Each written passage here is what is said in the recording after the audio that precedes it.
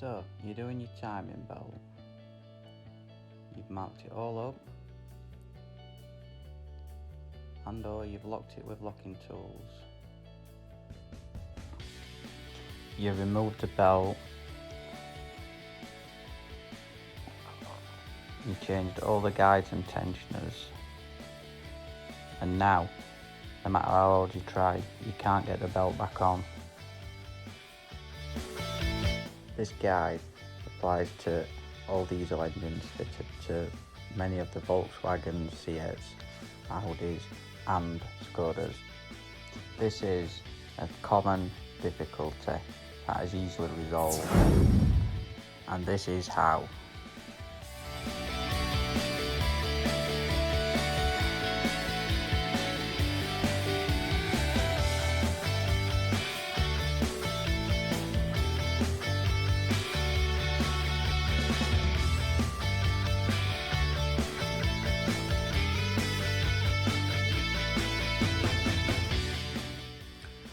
Are you ready for the hack to get the belt back on? The secret is you don't yet refit the two small idler pulleys. Leave them off. Now duplicate your marks on the old belt and refit it without the idlers. It will now easily fit.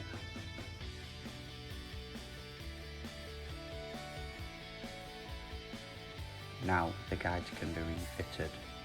Just push the belt to the side and slide the guide in, and then tighten. Then tighten and tension the tensioner.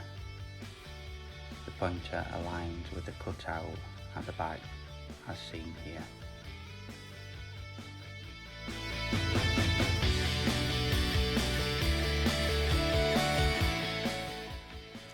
Now that the belt's fitted, turn the crank 2 revolutions to check that all the marks line up on the pulleys and back plate.